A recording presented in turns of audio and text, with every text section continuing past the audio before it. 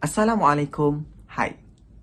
Bila kita cakap pasal politik ni kan, orang akan ingat macam menjelang tahun 2020 nanti. tak pun orang akan mula fikir tentang parlimen, parti politik, Dewan Undangan Negeri dan macam-macam lagi. Tapi sebenarnya politik ni lebih daripada tu. So kalau kita nak faham betul-betul, kita kena berpatah balik kepada politik tu apa benda sebenarnya. So politik ni asalnya daripada perkataan polis dan juga politikos. Dua perkataan ni sebenarnya daripada perkataan Latin. Polis ni apa maksud dia? Polis ni adalah bandar. Manakala politikos pula adalah berkaitan dengan rakyat.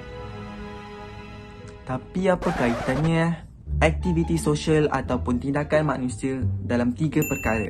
Yang pertama, mengurus tadbir sesebuah institusi. Yang kedua, kuasa atau pengaruh terhadap sekumpulan manusia.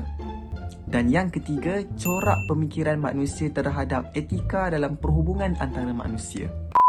Tapi kalau nak senang faham, politik ni secara ringkasnya adalah kelakuan manusia untuk menguruskan dan juga untuk berhubungan antara satu sama lain. Macam itulah. Kalau kita tengok faktor politik pula, yang pertama, faktor keluarga.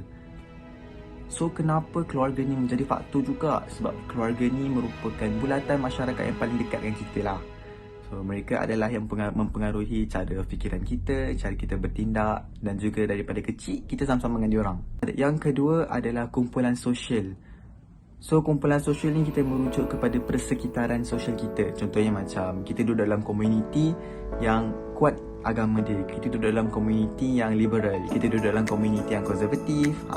So, dia akan memberikan impak juga kepada pemikiran kita. Yang ketiga adalah kecenderungan ekonomi. Contohnya macam ada orang kaya, ada orang yang miskin, ada orang yang sokong kepada komunis dan juga ada yang sokong kepada kapitalis. Dan yang terakhir sekali adalah jantina. Walaupun nampak macam terlalu generalize ataupun terlalu umum, tapi memang efek juga.